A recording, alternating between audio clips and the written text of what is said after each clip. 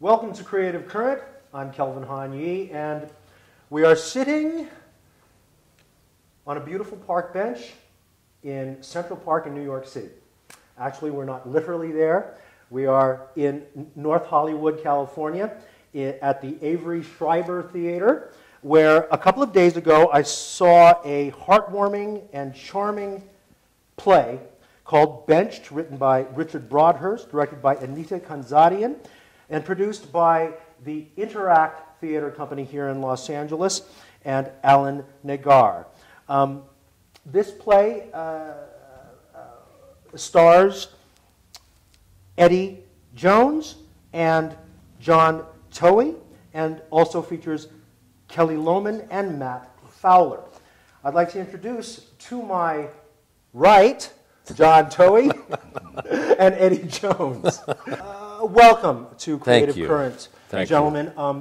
You're both seasoned, veteran actors with a huge list of credentials, and you both do an amazing job in this play. The interaction that you have together, the dialogue is just sparks, and it's exciting. It goes back and forth. Thank you. I'd like to set up this play a little bit. Eddie, you play Max, right? A senior citizen. Obviously. Right, well, you play it well. Thank you. Who is on his way to his favorite park bench in Central Park, New York City, where he goes every day to sit. Yes. Right? But today, of all days, he comes to sit at his favorite bench, and somebody is sleeping on the bench there. My bench. Right. And kind of a strange kind of a fella, right? Well, a fella that doesn't seem to agree with anything that you say or think, and tries to change direction of your thinking and change your mind throughout this play. Yes. Yeah. John, could you maybe explain your character a little bit more without giving away too much of this play? I come from a place that is, I can't actually say where it's from, but we're not going to say. I come and am actually assigned to try to convince him that life is worth living. Right.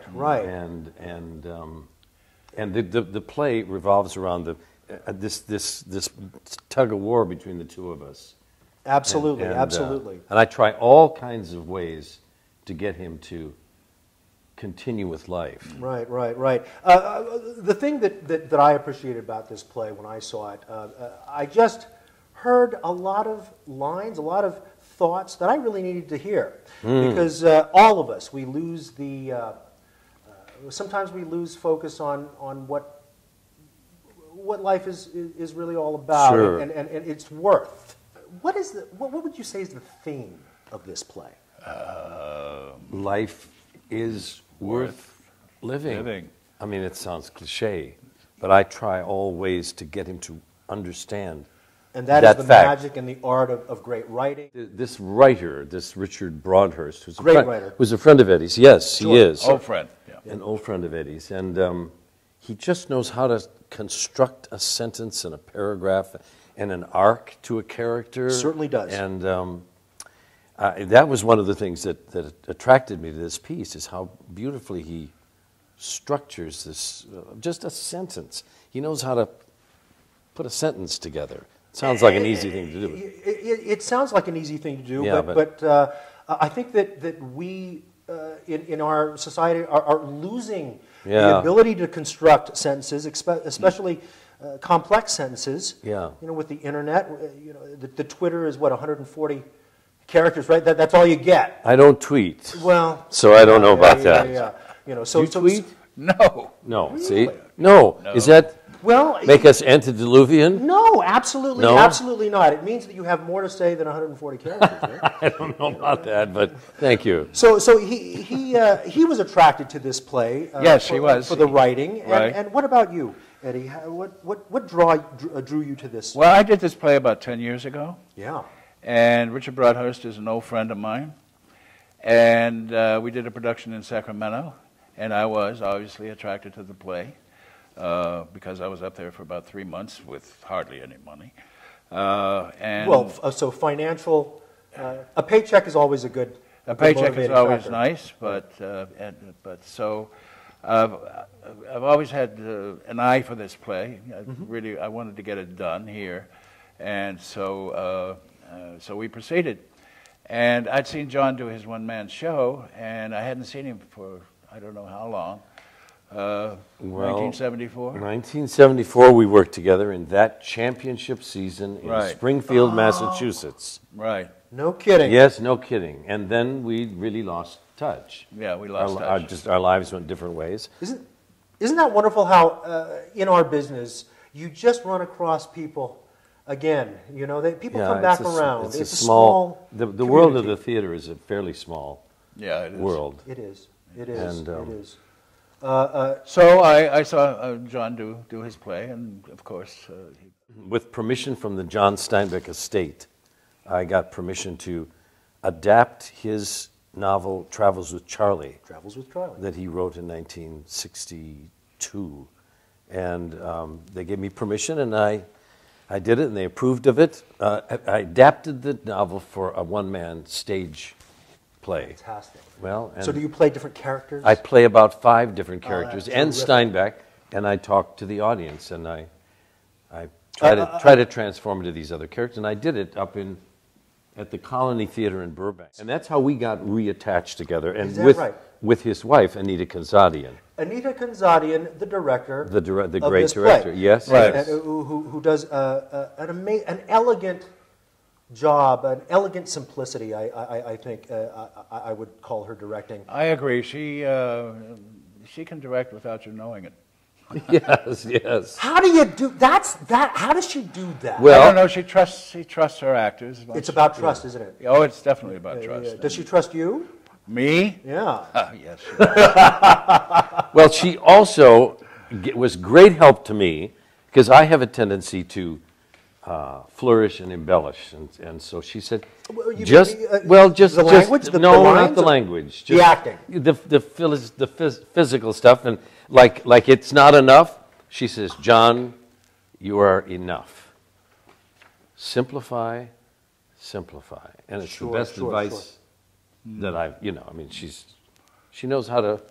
Sometimes too much information is too much. Well, I was obscuring the information Right? by doing Yeah. too much stuff. Right. Clarity is what we work Yes. with And- for in the theater. isn't it? Particularly, with these words, this intent that Richard Broadhurst has. Intent. Well, that's what are the we talking about? design for living. Life is worth living. Yeah. Life is worth living. Keep Again, staying you have on to say that the same path. thing. Yeah. Yeah. Are there any favorite? I heard so many great lines in this play. One of the lines that really stuck with me was that you two characters are talking about death, and I think Eddie's character Max says, "Well, when I die, I will not be able to touch my loved ones anymore," and your character Randall says, "You won't be able to touch them, but you can hold them." And I just thought that was Yeah, poetic. that is lovely. Yeah. Any other lines because there's so many that are Well, just wonderful little there's one lines. when I say to John, "You're an idiot." You like that line, do you, Ed? Elegant Well, I couldn't simplicity. think of something else. Elegant Let simplicity. me ask you a question. Did you get all your facts straight before you decided to take me on? I felt confident I could turn you around. Do you want to do dialogue? No. I mean, I don't know if you want. That was magical. What just happened just now? Well, thank you. No, it was that's wonderful, and that's a little taste of the kind of interaction and the kind of dynamic that you two have on this stage. Talking about Richard Broadhurst, he knows how to write a funny line. He knows how to structure a sentence so it gets That is a important. button pop at the end. That is very important. Well, in comedy. he knows how to do it. Yeah, yeah, yeah. So tell me about what it was like to get reunited. Yes. Let's pick that up again. Well, first of all, the play we did in 1974 was a great production of Championship Season. And I always remember John and his fall down the stairs, which he had to do. Talk about physical acting. Physical, well, it had to be choreographed. You know, there was stairs that went down, and then it had a landing, and then several more stairs, and a curved thing. And you just have to do it in slow motion for a long time so that you don't hurt yourself. You know how you fall on a shoulder, but you do it as a choreographed dance. And then you land on a hip, and then you tumble. I actually did a somersault at one point, I think. I think you did, yeah. On the stairs, and then Amazing. but and then you get it up to speed, and it's a stunt. It's a stunt. Get hurt at all? Never, because I did it slowly for so long that I knew where I was to land, what part of my body was supposed to hit the stairs. It speaks to your talent and your technique. Well, anybody could do it. No. If you took somebody through it, I could take you through it and show you, but I could show you how to do it if we took it slowly enough, because you're physically adept. I see that. So anyway. So I remembered that all these years, and I thought that after we saw his show, that he would be right for this part. So I sent him the script, and he loved it. Yeah. And it moved you very much. Yes, it did. And so that's how we got back together. Yeah. And Anita saw the show, and Anita and my wife saw the show too. It was a nice reunion. Yeah, it was, definitely. We're fighting all the time now, but it was nice when we first got together. I'm kidding. You got a straight face there. I thought I was going to scare you there. When were you going to scare me? No, just Today? when I said we're fighting now.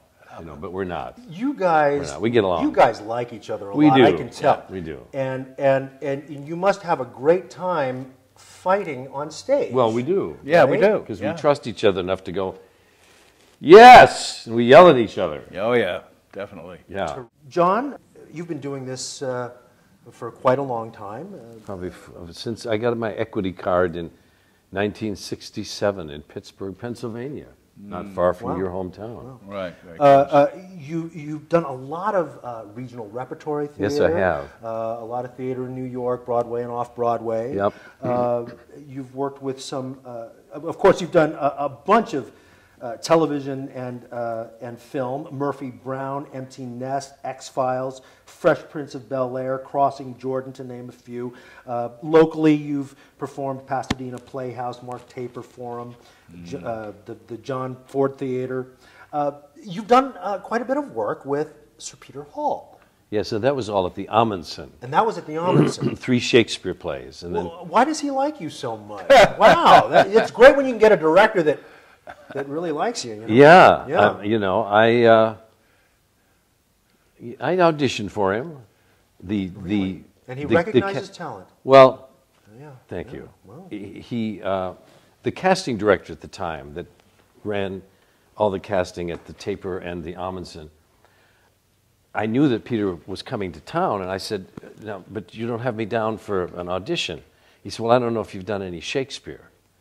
So I said, "Well, let me write up a page of the Shakespeare I've done." And I was surprised that I filled up an entire page of Shakespeare. Yeah, no doubt. Before I You've been around. Well, but Shakespeare is kind of a specific category. I did a lot of Shakespeare for Joe Papp in New York. Yes, you did. I mean, not a lot. Both of I did you, 5 plays worked with at him. the New York Shakespeare Festival. I worked down there. There's one play I can't quite remember. But we did Curse the Starving Class down there. Yes, right. And he starred in that. And well, with that production was I played a different part, and then later on I played the lead. But it was a terrific experience. There's another play I did down there, but can't quite remember. Is it Shakespeare? No, I don't know. Well, I'm not sure what it was. Yeah. Well, John, Eddie's had an incredible career as well. Yeah. I know that you don't have children yourself, Right. but you played Superman's father. Oh, so yeah. you can't really beat that. No, on Lois and Clark. That's right. You've been in maybe 75 films. Some of the most memorable being League of Their Own. You were the iconic grifter. Yes. In the movie Grifters. Yep. The guy in the white suit that sort of starts I love that. John Yeah, Cusack on the whole journey of Right, yeah, the guy in the white suit. yeah, Right. with That's the kind of how I $20 bill. listed. What? with the $20 bill that With you the $20 take bill, from right. him, Yeah. which is the first lesson, yes? Yes, the Yeah. first lesson. Yeah. And there was another scene that got cut, which I regret, but it was also easy and good. And but I enjoyed that role quite a bit, and it was easy. For whatever reason, it was easy. It came easily to me. So. That's interesting that you say that it's easy. There's an honesty to that performance, to all of your performances that I've seen, and I think that maybe that makes it easy. That you're just being honest to yourself, maybe, you know. Well, sometimes it's I have to trail back and find that honesty again. And there have been times when it's been kind of excruciating in terms of I don't know what this is. What is this? Huh. So that happens too. Sure. Yeah. But that's the job of the actor. Yeah. To get to that truth. Yeah. Yeah. How do you do that? Personal experience. Sure. For one thing, you read a script sometimes and you just say, "Oh, I know what this is about." Right. And other times, I don't know what this is about. Mm-hmm. But so you have to work and practice is the word. Our relationship is really, I mean, there's a solid through line to our relationship, but it's different every night. Oh. It's different every performance. Yeah. You know what I mean? I mean, in an improvisatory sense, we try to keep it as alive as we can. I'm going to say that the night that I saw it, Yes. There may have been a little glitch of some kind. Oh, that's quite. Yeah, you probably shouldn't have said that. Well, but kidding. this is the point that I want to make. Okay, go ahead. John, Yes. is that the light flickered for a moment, all right? And John Towey comes out with this line. Well, I was going to tell. I remember it. Right? The lights went down. It was just a trip up or something, Just and I like said, that. And so we're outdoors here in the park in Central Park. This and is I what said, you're playing. This is the reality you're playing. Yes. And so I say to the audience in the dark, well, we'll pick it up again when the sun comes out from under that cloud.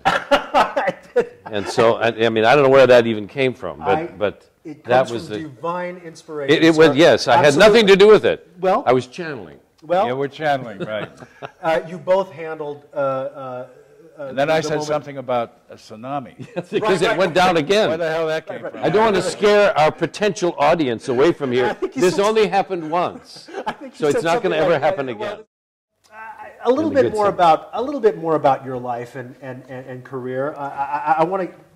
Well, some other films: Rocketeer, Cadillac Man, Prince of the City. Well, I'll just give you an illustration, and I've said this before, of how I got started. I had been in a poker game, won I don't know, enough money to hitchhike to California because I had a friend. Play a out little here. poker?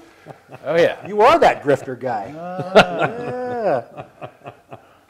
And so I came out here and I had a friend who was going to this acting class, and I had no idea about theater or what have you. And so I went back to Johnstown, Pennsylvania, and the second show I ever saw, I was in. So I knew nothing. And we did 23 shows in 24 weeks. So I was introduced in the best way possible, not knowing anything. So you hadn't really seen much theater. I hadn't seen practically none. One play I think I saw, maybe two. Wow, that may be a gift. You know, that may. It turned out to be a gift, right? Because indeed. you come to the art with an innocence. Well, and yeah. not with preconceptions. Well, all I knew was I got up at 7 in the morning, went to bed at 1 o'clock at night, and doing all the apprentice things that you do, Right. with building sets and all of that. Sure. And it was a terrific experience. And you haven't let it go. You haven't walked away from it. Well, you know, it's kind of like, I don't know how to explain this. You spoke of naivete, or you spoke of innocence and what have you. It's kind of like, if you're lucky, you can approach your work that way, even after all the experience. Is a little luck, starting too. all a little luck, Yeah. starting all over again. And fortunately, over the years, all the work that I've done, I've had very few clinkers. You know. No, it doesn't seem like you have. No, not at all. I mean, in terms of other people. And you got into this very early through music at first, yes? No. No, Well, but you are a musician. I am. I do play the piano. Quite well. Thank You you. sing and Oh. terrific voice. You know, talking about starting from the beginning again, and Anita, his wife, was very good about allowing that. We would say, we're starting acting 101. You know, you just have to start with the basics each time you approach a script. Wow, that's really great direction. Yeah, isn't it? it is. Yeah, start from it square is, one and build it from there. Yes. Yeah. I got involved. I was raised by nuns. No, not raised by them, but I went to a Catholic school. You got hit by them. We won't go there. Okay. But I was given the lead in a senior class play. Interesting. And the nun who directed it said, when the curtain call happens, let everybody else come out and wait about 5 seconds before you come out, because you were the last. I'm 18 years old, Right. and I walked A little out. drama. Well, yeah. Yeah. And I walked out, and there was this breathtaking wave of applause that came. That was greater than the other kids got. Oh. So it was like, yeah. I mean, that was it. Just.